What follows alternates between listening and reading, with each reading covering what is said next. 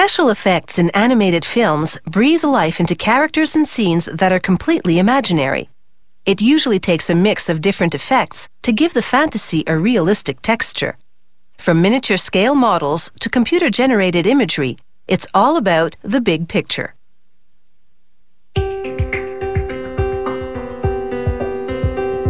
"3D animation and photographic tricks make this miniature village loom large on the big screen. It all starts at the drawing board. An artist sketches the various components of the fantasy village. Once he gets it down on paper, the rest of the crew can build it. Using one of the sketches as a reference, a sculptor carves foam into sections of a roof and he glues the pieces together. This foam roof will then be used to make a mold.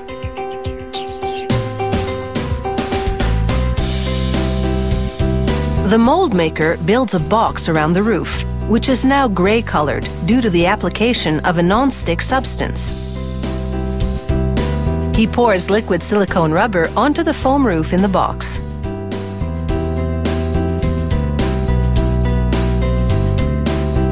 After 12 hours, they pull apart the box and remove the foam to reveal the mold. This mold will be used to cast multiple roof parts for the mini film set. They mix a 2-part urethane solution and pour it into the mold. A chemical reaction causes the urethane to solidify, and as it does, it takes the shape of the mold with all the details.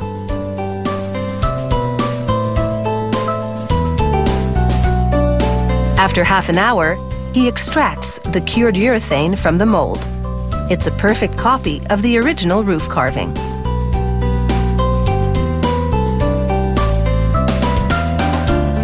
They mold various roofs for visual interest. The crew then paints all the molded parts of the mini village set in colors that are true to life.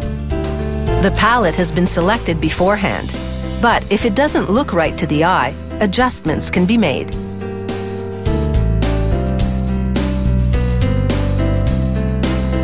For larger scale structures, a technician arranges reflective dots in a grid pattern. These dots serve as reference points to laser scan the image of the house into a computer.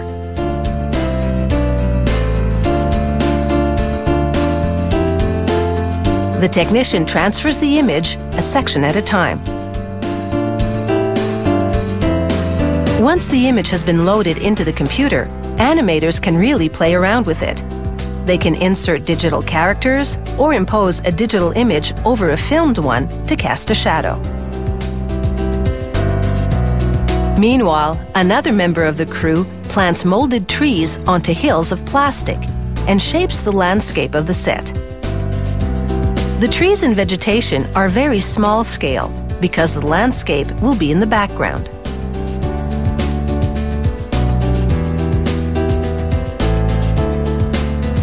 In the world of digital animation, clumps of moss can mimic shrubs, and a hot glue gun is an indispensable tool. Once buildings have been inserted in the set, the crew brings up the lights and checks the effect. They add props and sometimes take others away to improve the look of each scene. Technicians tweak the lighting, which can add visual depth and credibility to any scene, but it's even more critical with a small-scale vista. Little rectangular mirrors attached to the lights allow for minute adjustments. The director of photography operates the camera remotely. Adjustments to the shot's frame or depth of field can trick the eye and make miniatures seem much larger. The computer records the camera movements so they can be repeated at any time.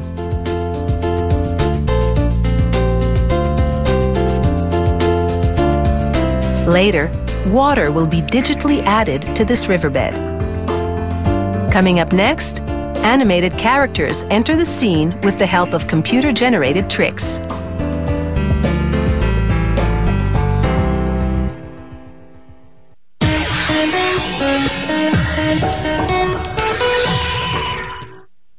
Today, virtual beings are a Hollywood phenomenon.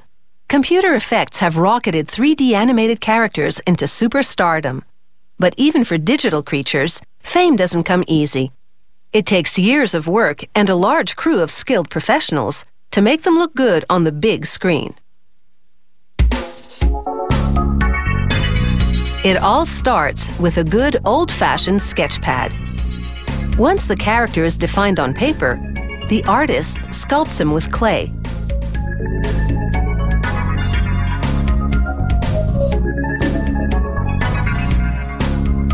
Then the high-tech wizardry begins as they laser scan the 3D character from all angles and load the image into the computer. Once he's been captured, the computer artist wraps the character in a digital wire frame. He manipulates the wire mesh to make the character move and breathe. After he creates a dozen or more facial expressions, this machine makes hard copies of those many faces.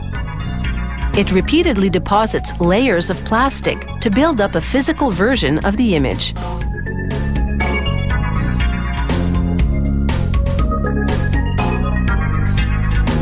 They insert eyes in the sockets, then give these washed-out plastic faces some color. An artist paints each one of the faces along the same lines. Continuity is critical because the faces will be filmed and the images edited together to create the illusion of movement. It's a traditional animation technique called stop motion, and these plastic models are called puppets.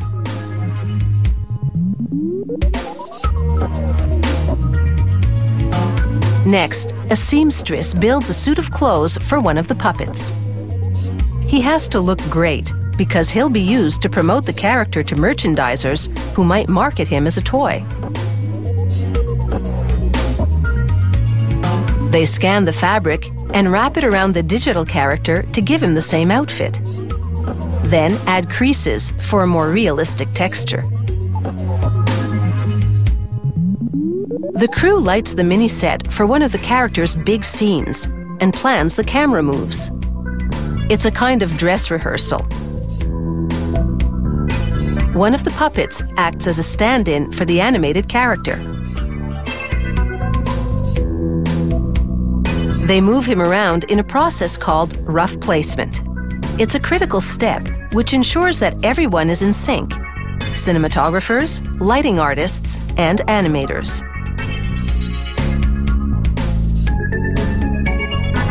Seeing the puppet in the room will help animators place his digital counterpart in the various visuals.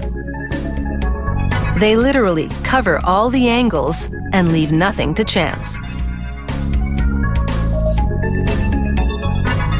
Now the physical merges with the virtual in a special effects trick called human motion capture. A man walks around in a special suit covered with reflective dots. The computer recognizes the dots to transfer the man's movements to a version of the digital character instantaneously.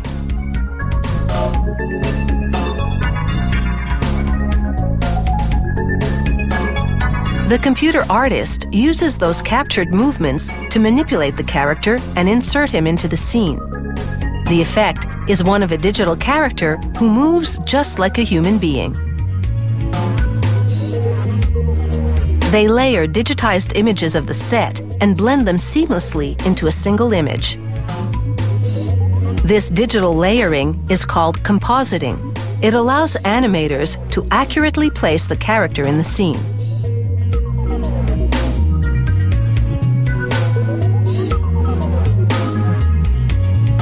The blend of high-tech special effects with traditional animation techniques gives the best of both worlds.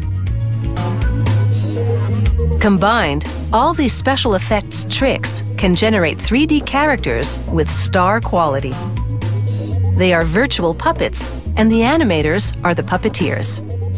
And on the big screen, the fantasy has never looked so real.